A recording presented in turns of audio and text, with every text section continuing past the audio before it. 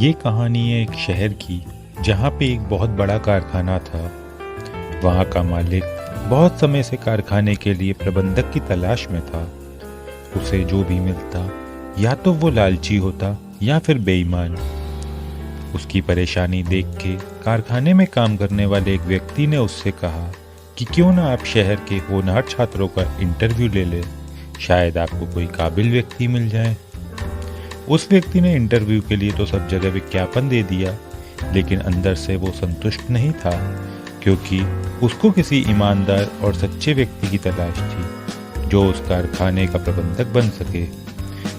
तभी उसके मन में एक विचार आया और वो अपने कारखाने से कुछ दूर पहले ही एक रास्ते में एक भिखारी के रूप में बैठ गया और कारखाने में इंटरव्यू देने आने वाले छात्रों से भीख मांगने लगा। मगर कोई भी उसकी तरफ ध्यान नहीं दे रहा था और सब सीधा कारखाने को चले जा रहे थे। बहुत से लोग उस कारखाने में काम करना चाहते थे, इसलिए सब पूरी तरीके से तैयार होकर आए थे। शहर के नौजवान लड़के अच्छे अच्छे कपड़े पहन के आए थे, लेकिन उन्हीं के बीच एक लड़का ऐसा था जिसके पास पहनने को ढंग के कपड़े नहीं थे। वो लड़का बहुत घबराया हुआ था। उसे डर था कि कहीं कारखाने का मालिक उसकी ऐसी पहनावा देखकर उसे निकाल ना दे। उसकी घबराहट देख के उसकी माँ उसे समझाती है कि तुम्हें वहाँ जाना चाहिए, डरना नहीं चाहिए, शायद वहाँ तुम्हारे लिए कुछ अच्छा ही लिखा हो। मगर उसका मन नहीं माना और उसने उधार के पैसों से एक जैकेट खरीद ली, क्योंकि उसके मन में था कि इससे वो अच्छा दिखेगा और इससे वहाँ के मालिक पर प्रभाव पड़ेगा। वो अपने घर से कारखाने के लिए निकल पड़ता है। जैसे ही वो कारखाने के समीप पहुंचता, उसे एक भिखारी मिलता। वो उससे हाथ जोड़ के निवेदन करता, बेटा, ठंड का मौसम है और मुझे बहुत ठंड लग रही है। यदि तुम मेरी मदद कर सको तो मैं तुम्हारा बहुत आभारी रहूंगा। क्या तुम मुझे कुछ पहनने को दे सकते हो? ये सुन के वो लड़का सोच में पड़ जाता। आखिर उसके पास भी यही जैकेट थी जो वो खुद उधार के पैसों से लेकर आया था। मगर उसने अपनी जैकेट उतार के उस भिखारी को दे दी।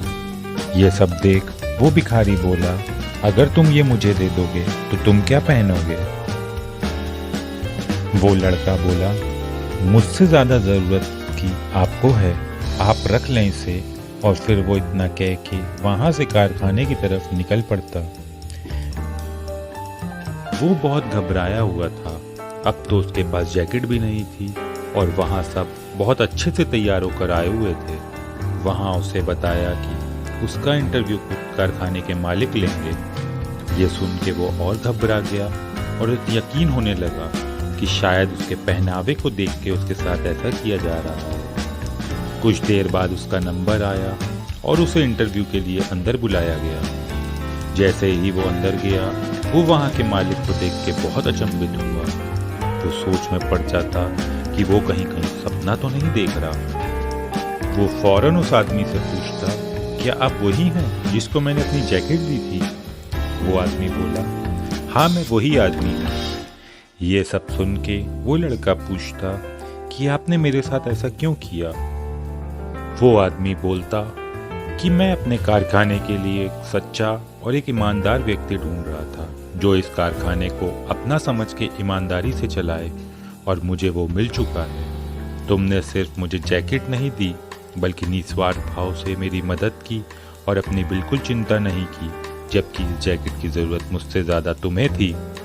जो व्यक्ति बिना अपने स्वार्थ के किसी की मदद करता है, वही सच्चा व्यक्ति होता है और वही मेरे कारखाने के प्रबंधक बनने योग्य है। ये सुन के लड़का बहुत भावुक होता और ये नौकरी पाकर बहुत खुश होता।